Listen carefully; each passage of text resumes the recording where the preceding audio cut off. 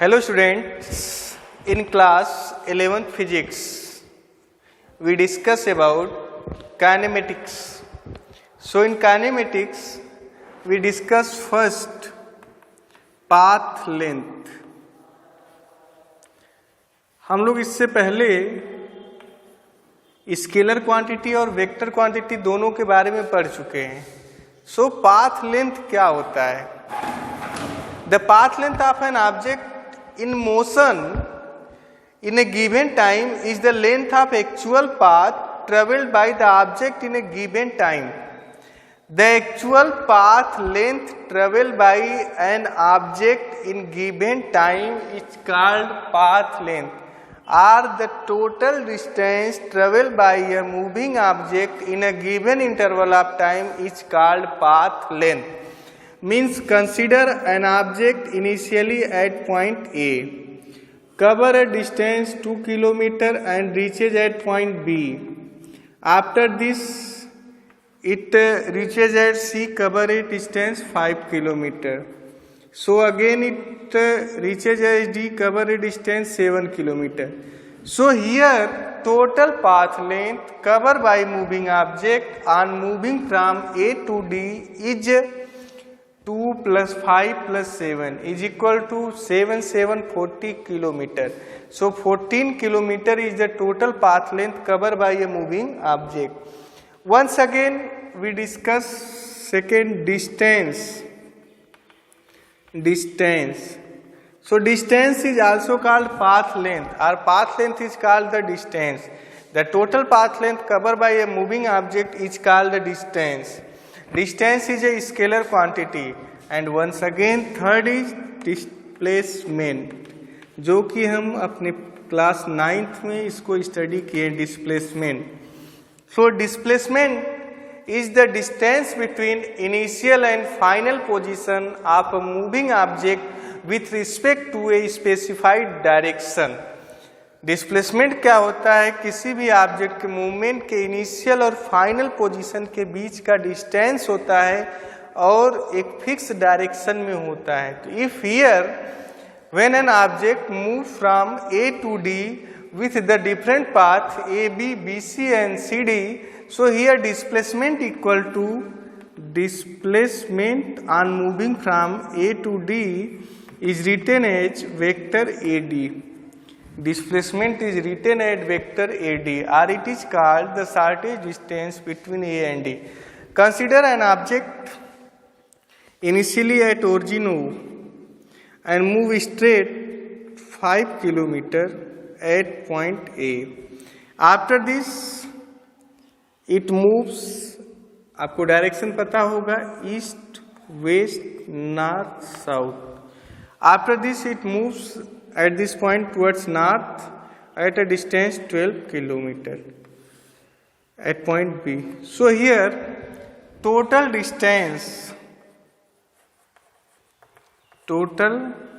distance equal to OA plus AB equal to 5 plus 12 equal to 13 km. But if we take displacement,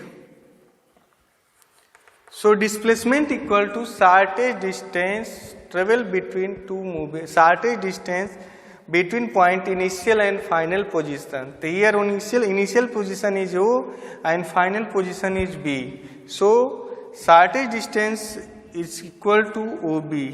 So this distance OB is calculated by Pythagoras theorem.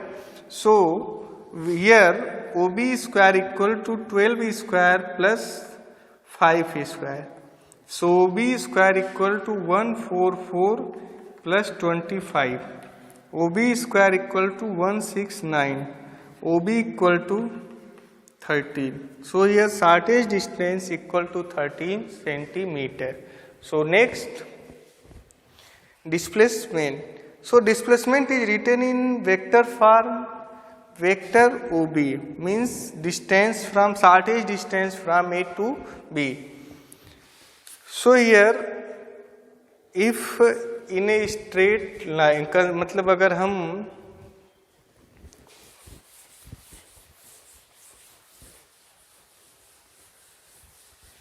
अगर हम straight line में बात करें कि कोई भी object कहाँ है, पॉइंट ओ पे है और इनिशियली यह जो है मूव करते हुए कहाँ पहुँच गया, बी पे। जब बी पे मूव करते हुए पहुँचा तो जो टोटल डिस्टेंस ट्रेवल किया वह कितना किया, एक्स आई। लेकिन यही जब कहाँ पहुँचता है, ए पे पहुँचता है तो टोटल डिस्टेंस कितना कवर करता है, एक्स एफ। तो यहाँ फाइनल डिस्टेंस क्या होगा, ओ ए होगा, इनिशियल डिस्टेंस क्या होगा, ओ बी होगा। तो अगर हम डिस्प्लेसमेंट निकालना चाहें बिटवीन ए टू बी, तो अगर हम यहाँ पे वेक्टर ए बी कैलकुलेट करना चाहें यार vector B A equal to क्या हो जाएगा, X F minus X I. दोनों की डिस्टेंस को क्या कर देंगे, माइनस कर देंगे और यहाँ एक्स एफ की वैल्यू ग्रेटर देन क्या होगी, एक्स आई। एक्स एफ माइनस क्या हो जाएगा, एक्स आई। तो ये सब आप लोग पढ़ लीजिएगा। इसके बाद speed, so speed equal to क्या होता है, total distance upon total time. Speed equal to क्या होता है, total distance upon total time, जो कि पहले से हम पढ़ चुके हैं। तो स्पीड भी कई टाइप्स के होते हैं। यूनिफॉर्म स्पीड क्या होता है, an object is said to be moving with a uniform speed if it cover equal distance in equal interval of time. Means first 5 minute में 10 किलोमीटर गया तो नेक्स्ट 5 मिनट में भी कितना जाए, 10 किलोमीटर। तो इस समय जो स्पीड होगी, जिस स्पीड से वह ट्रेवल करेगा, वह स्पीड क्या कही जाएगी, यूनिफॉर्म स्पीड कही जाएगी। लेकिन अगर यही फर्स्ट 5 मिनट में 10 किलोमीटर और नेक्स्ट 5 मिनट में अगर 15 किलोमीटर चलता है तो इसे वेरिएबल स्पीड कहा जाता है, या तो क्या कहा जाता है, नॉन यूनिफॉर्म स्पीड कहा जाता है। इसके बाद एवरेज स्पीड। तो एवरेज स्पीड के लिए क्या करते हैं, दिए हुए टाइम इंटरवल में total distance upon total time, total distance calculate कर लेंगे और टोटल टाइम निकाल लेंगे, उसे क्या कहा जाता है, एवरेज स्पीड कहा जाता है। अब एक नई स्पीड आपको बताई जा रही है मैथमेटिकल फॉर्म में, जिसको हम लोग क्या कहते हैं, इंस्टेंटेनियस स्पीड, INSTANEOUS,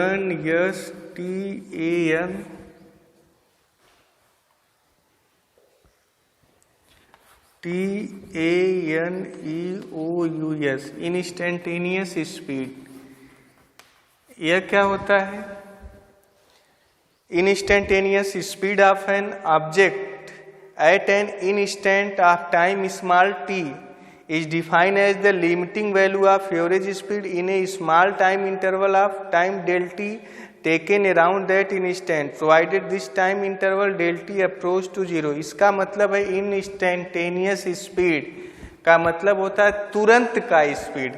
जैसे हम मोशन कर रहे हैं या कोई भी आप किसी ऑब्जेक्ट को मोशन करा रहे हैं, कोई ऑब्जेक्ट मोशन करते हुए ओ से कहाँ पे पहुँचा, ए पे पहुँचा, ए पे पहुँचा तो टोटल टाइम कितना लिया, 10 सेकेंड लिया।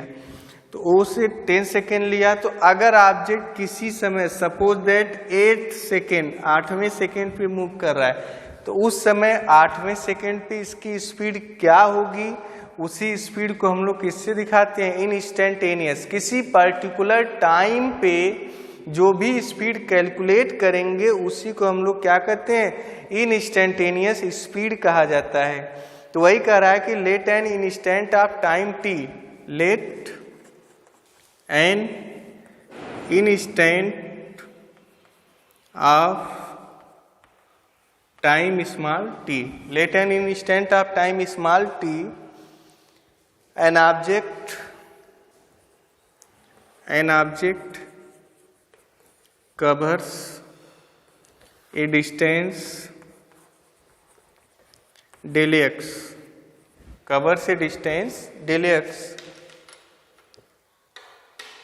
in a small interval of time, in a small interval of time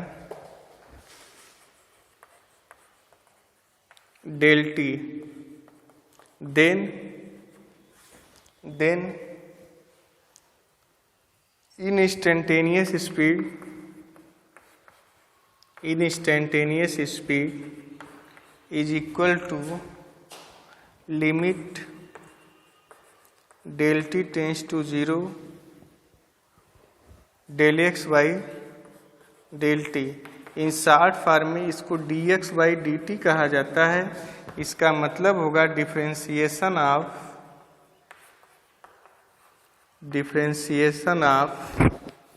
x with respect to t। Means हमको डिस्टेंस जो होगा टाइम के रिस्पेक्ट में दिया होगा या टाइम के टर्म में दिया होगा, तो उस डिस्प्लेसमेंट का या डिस्टेंस का हम लोग टाइम के रिस्पेक्ट में डिफरेंशिएशन कर देंगे तो हमको इंस्टेंटेनियस स्पीड जो होगा पता हो जाएगा। अब यही स्पीड अगर पर्टिकुलर डायरेक्शन में कैलकुलेट किया जाता है तो इसी को क्या कहा जाता है, वेलोसिटी कहा जाता है। सो वेलोसिटी इक्वल टू क्या होता है, डिस्प्लेसमेंट अपॉन टाइम होता है, जिसको आपको पहले से पता है। तो अगर हमको वेलोसिटी कैलकुलेट करना है तो वेलोसिटी कैलकुलेट करने के लिए सपोज दैट वेलोसिटी कैलकुलेट करने के लिए सपोज करें कि हमारे पास इनिशियली कोई ऑब्जेक्ट क्या है, O है। टाइम t1 में कहाँ पर पहुंच गया, A पर, और यहाँ से चलने पे टाइम t2 में कहाँ पे पहुंच गया, B पे। यहाँ से यहाँ तक का डिस्टेंस कितना कवर किया, x1, और यहाँ से यहाँ तक का टोटल डिस्टेंस कितना कवर किया, x1। पर्टिकुलर डायरेक्शन में देखा जाए तो क्या होगा, x1 और x2। तो अगर यहाँ पे वेलोसिटी कैलकुलेट करना होगा तो average velocity v average equal to होता है change in distance vector x2 minus vector 1 upon change in time t2 minus t1। यही किसके लिए फार्मूला हो जाता है, वेलोसिटी के लिए। ऐसे सीधा सीधा कि कोई भी ऑब्जेक्ट ओरिजिन है, यहाँ से मोशन शुरू कर रहा है, एट टाइम t1 जो है कितना डिस्टेंस कवर किया है, x1। पर्टिकुलर डायरेक्शन में ट्रेवल कर रहा है, इसलिए डायरेक्शन दिखा सकते हैं OA, तो इसे वेक्टर x1 से रिप्रेजेंट कर रहे हैं। ठीक वही ऑब्जेक्ट अगर O से चलना शुरू किया हो, B पर पहुंचा हो, टाइम t2 लिया हो और कितना डिस्टेंस कवर किया हो, x2। डायरेक्शन दिखाने के लिए वेक्टर x2 ले लेते हैं। तो वेलोसिटी इक्वल टू हमको फार्मूला पता होता है change in displacement upon change in time, तो हो जाएगा vector v average equal to x2 minus x1 upon time t। अब अगर यही इंस्टेंटेनियस वेलोसिटी निकाला जाए तो अब अगर यही कैलकुलेट किया जाए instantaneous velocity, instantaneous velocity, so instantaneous velocity is equal to क्या होगा, limit del T tends to 0 del X by del T. इसको हम लोग डेल एक्स भी कह सकते हैं और इसको क्या कहा जाता है, डेल टी भी कहा जाता है। तो ये भी लिखा जा सकता है instantaneous speed equal to D X by D T, vector B equal to. तो अगर डिस्प्लेसमेंट के टर्म, डिस्प्लेसमेंट दिया है आपको टाइम के टर्म में, तो उसका एक बार डिफ्रेंशिएशन करेंगे तो आपको वहाँ से भी वेलोसिटी मिल सकती है। तो वेलोसिटी और स्पीड दोनों इंस्टेंटेनियस में एक ही फार्मूला है। सो इससे रिलेटेड न्यूमेरिकल जो है आपको नेक्स्ट क्लास में बताया जाएगा। तो आप बस इतना याद रखिए कि velocity equal to x2 minus x1 upon t2 minus t1, इतना याद रखिए। नेक्स्ट क्लास में फार्मूला फॉर यूनिफॉर्म मोशन और इस न्यूमेरिकल, इस फार्मूले से रिलेटेड आपको न्यूमेरिकल बताया जाएगा। सो फिर आगे यूनिफॉर्म और नॉन यूनिफॉर्म मोशन के बारे में आपको बता के चैप्टर को क्लोज किया जाएगा। धन्यवाद।